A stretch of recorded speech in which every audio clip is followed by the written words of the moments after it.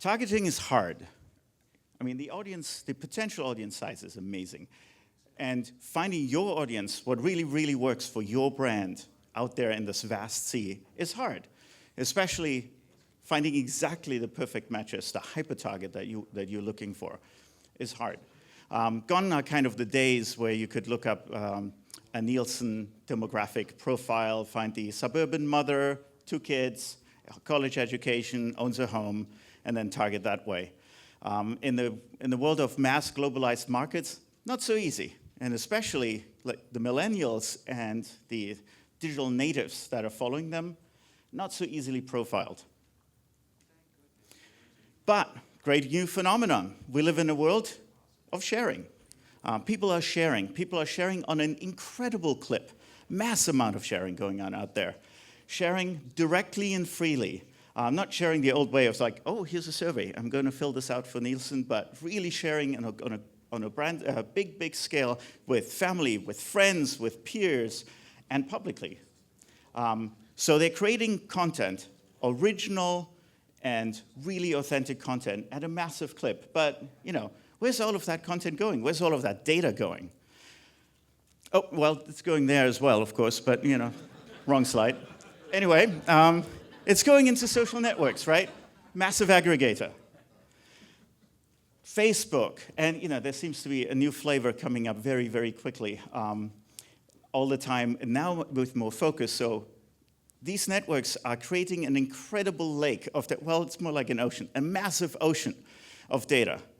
But of course now we have another problem. There's this massive ocean of data. You couldn't sit a person down and go through all of this.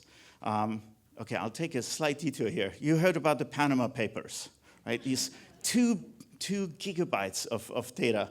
Terabytes, 2.5 terabytes of data.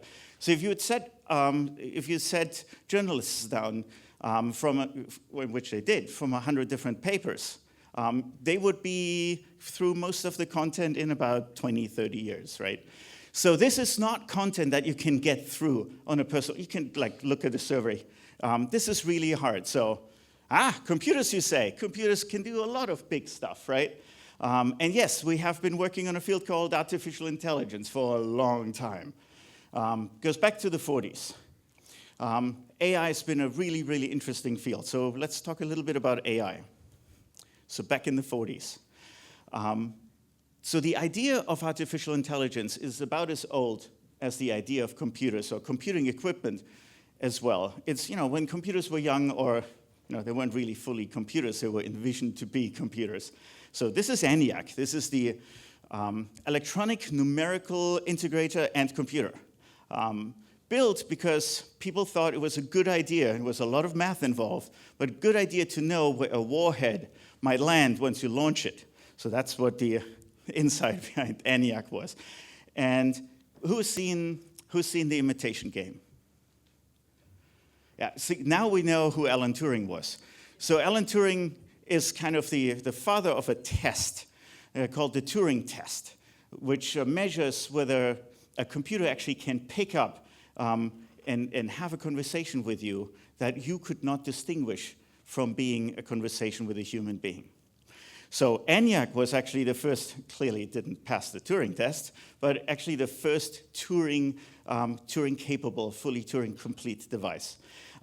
From there on, the late 50s to the mid-70s, early 70s saw the golden age of AI. All of a sudden, who loves algebra word problems in school? Oh my God, that is way more than I thought. Maybe one hand would go up. So during that golden age, computers were actually capable of doing algebra word problem. And then came the first winter. Computers just didn't have the power to push through and get you what you needed. For a while, AI was like a bad word, and people said, oh, it's knowledge-based technology, and you sound expert systems and things like that. Really cool ideas, but again, bumped against the wall. And so by the 90s, there was a bad rap around AI. AI seemed like toys. So let's see what happened since then. Let's give you a quick update.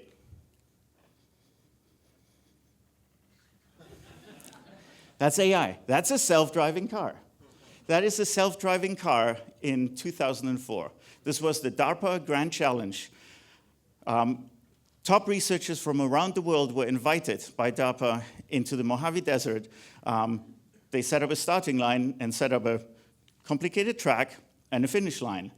And not a single vehicle from all of the most prestigious organizations that you can imagine competed. Not a single one got to the finish line. It was a little, but that's 2004. Just keep that in mind. That was 2004. This was last year. And if you were like some of us in the field who are constantly worried about like Skynet is going to take over, this was very reassuring. This was really nice to see. Look at that. Almost. But can you imagine all of the minds and the research and the math and everything that happened, and then it just didn't work. I can't get enough of these. This is really... Okay, one more.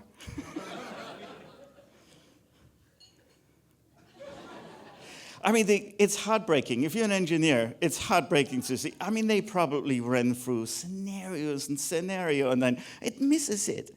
But it thinks it has it, so it gets completely off balance. And so close. Capitulation, right? Yes, holding a tool, very hard. Oh, I love this one. He has the twitch.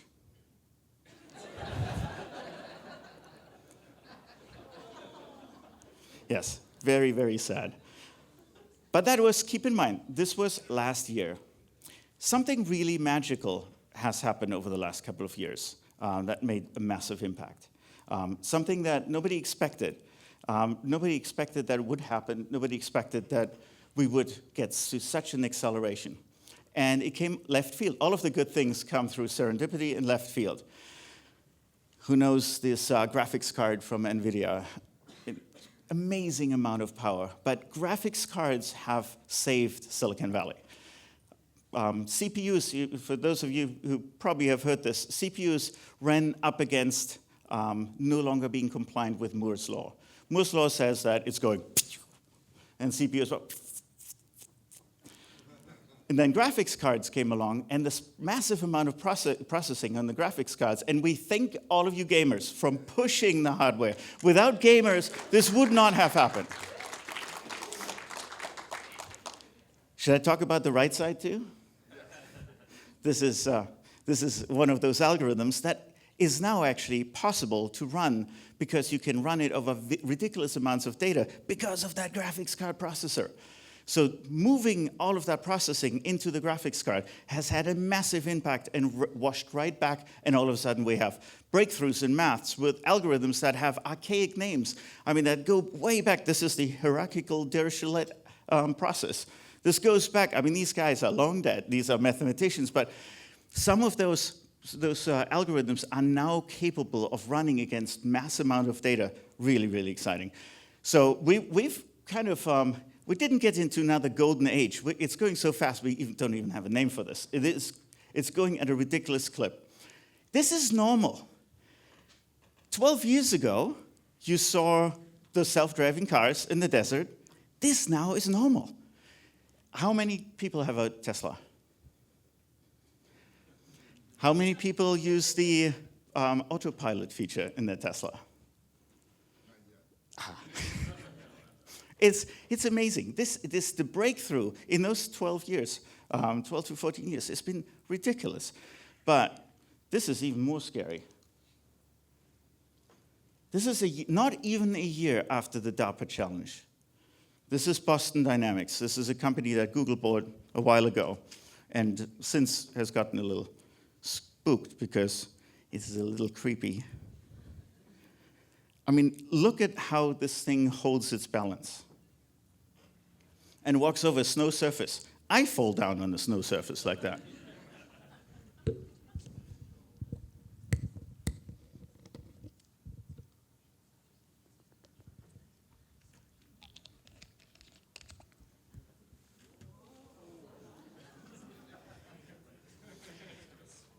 The amount of processing power, actuators, sensors the fidelity, it's just off the charts.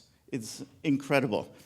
And if we weren't afraid enough of Skynet, look at what this. I think we're starting the hate right there. You know, they'll remember this is going to be tricky. So this one is too creepy for Google. So Google is going in a different direction. This is apparently less creepy. But I mean, look at how this works. It's incredible. I mean, the progress over just one year is unbelievable. Okay, so AI can do things that we never thought it could do in a time frame that we didn't think was possible. So what does that mean? Let's apply all of that to the world of marketing. And, you know, the targeting, that's hard. Now we can do that. We can go through these vast amounts of data that are aggregated in those social networks. And not only can we find exactly the audience that you're looking for, we can do one better. We can find out a voice inside of that audience, a voice, a creator, an influencer that is really a perfect match for the goals, for the ideals, for the feel of your brand. That blue guy right there, that's your brand soulmate. So how, you asked? And the key is, we think, psychometrics. There are two schools right now on the influencer tech side. Most of the market is going the Tinder route. Transaction-based, you know, dual-sided marketplace, really quick, no curation. We're spending the extra time, effort, and brain power, thanks to people like Galen, to go the eHarmony route. Because we think your brand is way too valuable for a bad one-night stand. So finding the parallel by really trying to figure out by the data and by the content that is being shared, who these people are, what they work, how they work, is really, really important. And I think Galen puts it the best way. People want the equivalent of their neighborhood bar, where they can walk in and not just ask the bartender for the regular, but can ask the bartender to surprise them and find the result delightful. Really big difference. Not just targeting, finding out, you know, getting good sense on doing matching, but really getting to, let's find something that is so good, so insightful, it will delight you. And where I thought we had an oodle amount of time for question and answers, I think I just got the 5-minute warning. So I'd love to open this up, and please pepper me with questions. Yeah, we got any questions out here? I've got one to get started. It sounds like it's going to take an inordinate amount of processing power and data. Where does the data come from, and how many of those $1,000 NVIDIA cards do you need? A couple. Thank God all of this is inexpensive now. And with cloud computing platforms like, you know, we're in Seattle, so Microsoft Azure, platforms like AWS, this power is at your fingertips. You can buy it on the spot market. You can buy, okay, I need 600 processors for the next hour and a half. This didn't work.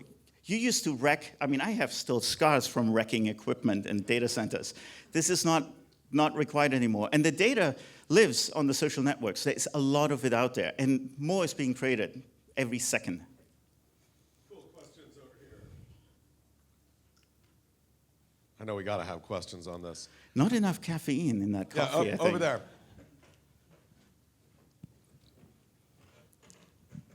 I'll ask one.